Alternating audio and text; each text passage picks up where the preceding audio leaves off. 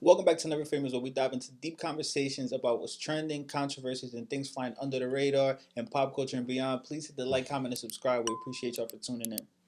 This Jordan Peterson clip, I thought it was kind of interesting, and it may spark a decent discussion. Starve a dog to death. So this is how you starve a dog to death. If it's hungry and it approaches its food dish, all you have to do is hit it on the nose with the newspaper. And if you do that 50 times, the dog will stop eating and die. If you do that to your wife 50 times, she will let herself go. And then 3 years down the road, you'll go, geez, you were so attractive 3 years ago. It's like, you really let yourself go. What the hell happened? And the answer is, you got exactly what you were aiming for. And so then I would say, well, wives with your husbands, like, they're going to have an ambition, and maybe there's some inconvenience associated with that. Maybe he's gone a little bit more than you want him to be. Maybe you're jealous about whatever the hell he might be doing out on the road, etc. Maybe you're upset because if he's aiming at something high, that puts a responsibility on you. So you just get in the way a little bit every goddamn day. And then, yeah, right. Every day, man. Every day. I call that the 20-year lean. That's right. Just an ounce a day, dear, for 20 years. It's like you'll be all bent over by the end of that period of time. It's like you look around. You look around. You watch the people in your life. When they're doing something you want them to do not punish them. Because they'll stop doing it. And then you'll get exactly what you deserve. My thing is, why would you punish somebody for doing something you actually want them to do? I don't know if you got the point, depending on how you view it. So, real quick. Maybe I'm missing something. So you're kind of asking, why would you punish someone for doing something? I think his point is not to punish someone for doing something you want them to do. And he used the example of a dog. Like, you probably want your dog to eat, right? So he's saying if you always kind of like reprimand him when he tries to eat, he's going to believe he shouldn't be eating. And eventually he'll stop eating. And I think the same thing can be true with the people you have in your life. You can easily get in the way of who they are or some of the behaviors they have that you appreciate if you complain or nag about it, even without knowing, every now and then. So do you get what that meant or no? So if somebody's actually so if you, for example, like what he's saying, like if he's working hard out on the road and you're just like, oh, you're not home enough, things like So that. kind of look at it. Yes, that's a good example of, let's say if you want to have a certain lifestyle, and in order to provide for that lifestyle, your husband may need to work Crazy hours. possibly crazy hours, or expend a lot of time doing whatever the case is, right? Yeah. If every time he comes home to you bickering about the fact that he's home late or this, that, and it's always in a negative connotation, Yeah. if you do it enough, that could potentially push someone away to be like, oh, you don't want me to do this. So it can cause him to do one of two things, which is stop doing that. Right. And that means you may need to downgrade your lifestyle. Or stop doing you. Or push him away. That makes sense. I think, yeah, it was just though you broke that down, like pretty good. Like I needed you to break it down for me too, because I just I don't know. It's a good example. Just need a little bit more context though, but I like that. Yeah, I mean, it all boils down to pretty much appreciating what's actually happening and taking away the selfish part of it. Because at the end of the day, let's just take an example of what you gave. That's something that's going to benefit you both. Correct. It's not just now. You have to be understanding, which not many are, but in life you have to sacrifice something. There's always something you have to sacrifice. Possibly, and that's one example. And it doesn't even have to be about sacrifice. I think it's more about being conscious of almost reinforcing the behaviors you appreciate from someone in a positive way. And because it doesn't have to be husband and wife or somebody it can even be a friendship. Like, let's say you have a friend that usually touches base with you, or he reaches out to see how you're doing. And if you're the type of person who you maybe don't communicate that way, but you appreciate him when they check in, but you don't reply right away. So maybe they'll write to you and then you wait 3 days and then you respond. I guarantee you that friend may reach out 3, 4, 5 times, and eventually he'll stop doing it. He's like, oh, you don't really get back to me, or you don't prioritize me in the same way. You don't view me in the same way. So why would I check in on you? It can be those kinds of behaviors. And that can happen with anything, in any kind of behavior, any kind of relationship you may have in life. And that can be close relationships. It could potentially be in a work relationship, any form of relationship when you're interacting with other individuals. You have the opportunity to either make them better or leave them worse than you found them. Mm. And that will always kind of have an impact. Does that make That's- sense? Yeah, it does. That does make sense. Thoughts? But at the same time, though, like that kind of example, I feel like tips it a little bit. Like for example, like with friendships, because at the same time, if you're pouring into somebody and you're not getting that same pour back, are you going to continue to pour into that person?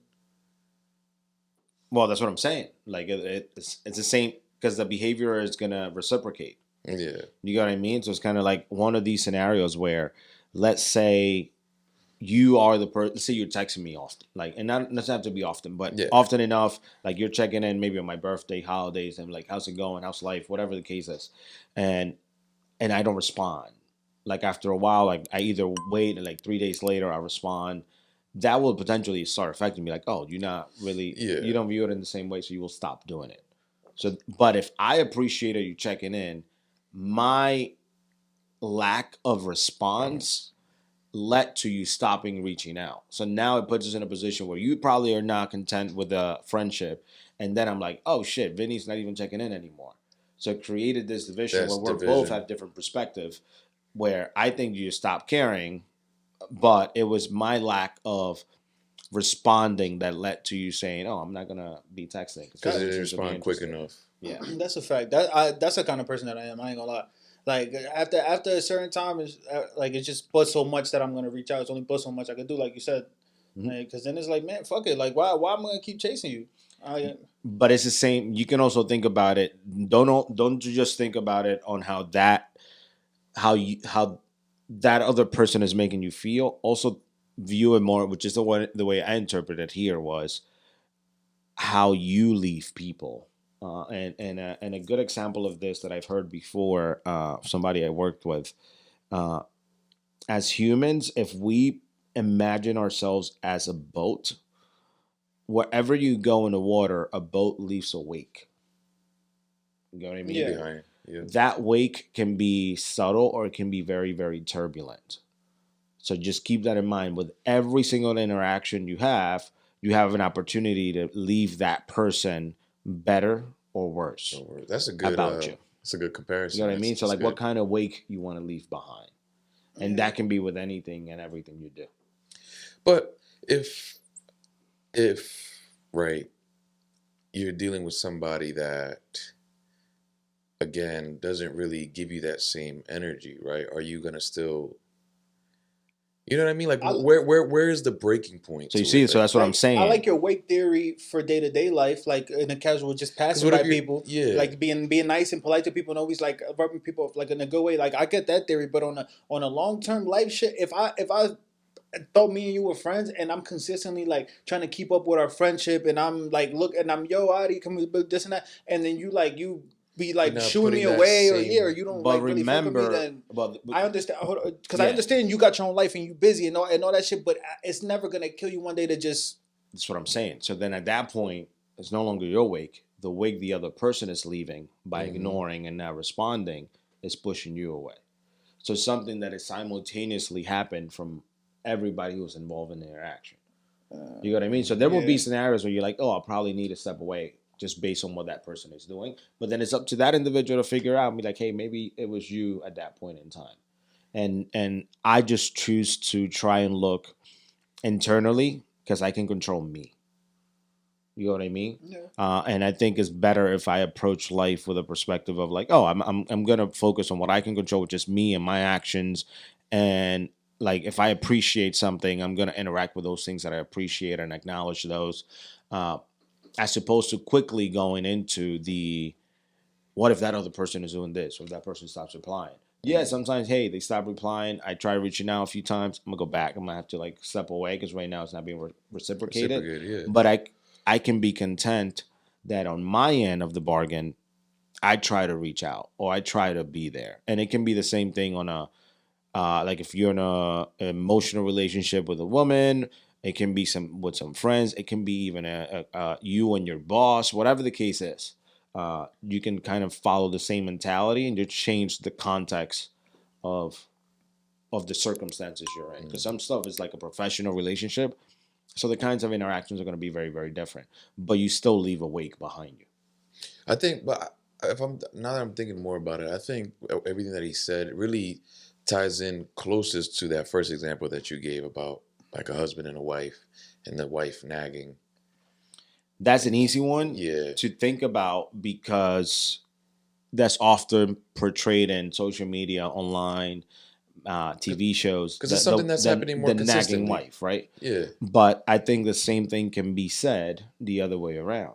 That same husband is possibly pushing his wife away by not dedicating enough time, Working too much, by potentially ignoring her. Yeah. And then it can lead to the point where she may be the excuse you usually get when a woman potentially cheats, as an example, is, Yeah. oh, I wasn't getting at home what I wanted or I needed. And it's always something in regards to some form of emotional support, time, listening, and they go and they try to find that comfort somewhere else. Mm-hmm. So that's why I kind of say it's like this magnetic back and forth where it's like your actions can have an impact the same way that her actions are impacting you. It's like saying too much of good things is bad. Like you have to find a balance, right? Sort of. It's like in that realm a little bit. So For the example, if you're working too much, you're also not spending much. You're losing quality time with your family, and that can also that causes that causes an impact on your family in itself. Correct. So, for example, on my end, the way I would describe it is, I read a book a while back. It's probably been like 10 years now since I read it, but it stuck with me. It's called "How Full Is Your Bucket?" And the concept of the book is every time you interact with an individual, imagine they have a bucket that you're filling up with your interactions.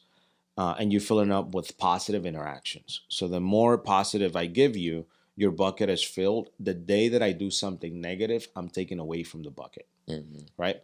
So if you have if somebody has a bucket that's full of water, if you take away a cup, there's still enough water in there for them to continue and be like, oh, there's like, I get it. Like this time there can be something negative happening, but I need to continue.